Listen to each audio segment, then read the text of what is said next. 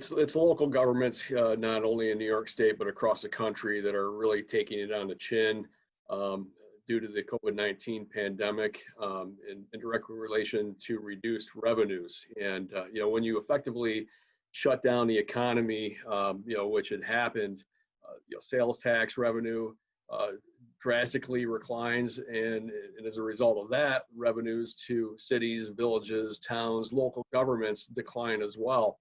So, the federal government has stepped up to the plate and offered relief to individuals, to business owners, to a lot of entities. They've covered a lot of bases, but one of the key points that they've missed are local governments, and the local governments are really the tip of the spear when it comes to providing services. Because if you look at where you get your water service from, your wastewater, your sewer, your police protection, your fire protection, who paves your roads and maintains those roads. It's local governments. It's your city's government. It's your village government.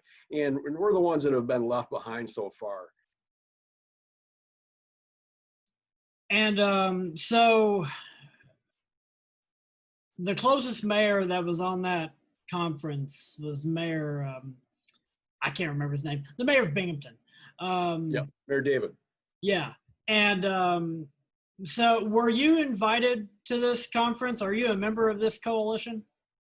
Yes, I'm a member of the New York State Conference of Mayors, which hosted the function that you're referring to.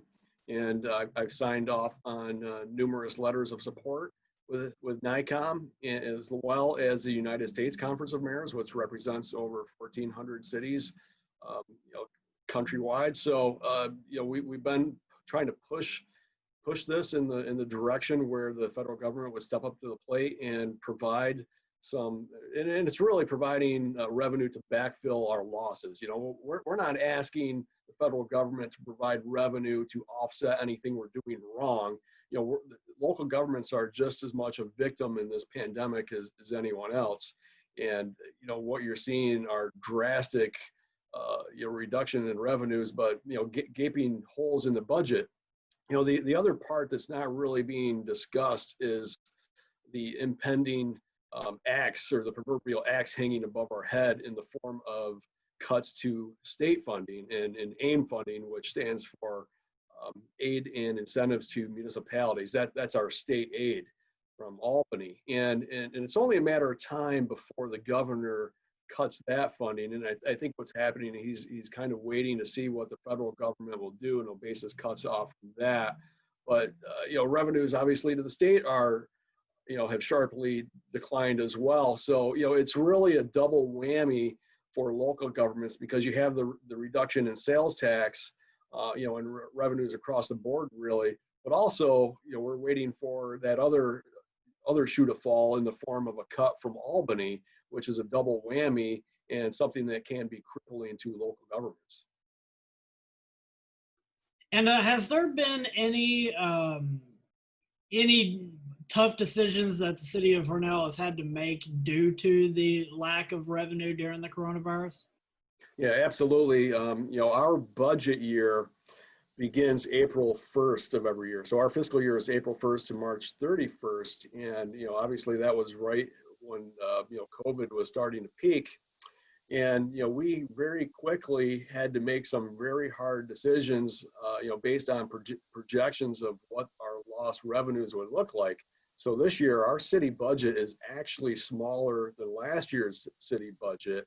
And that's with a mild tax increase, just because the revenue fall off has been so sharp and will be throughout the year.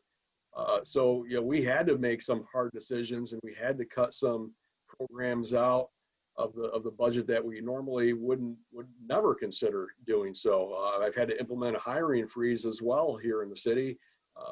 We've had positions come up due to retirements that we have not backfilled. So we're trying to get by the best we can in a difficult time, but it's not easy, and especially when we're just waiting for the state to cut our funding even further. That's why it's so important for the federal government to get their act together and really provide some relief, some much needed relief to local governments.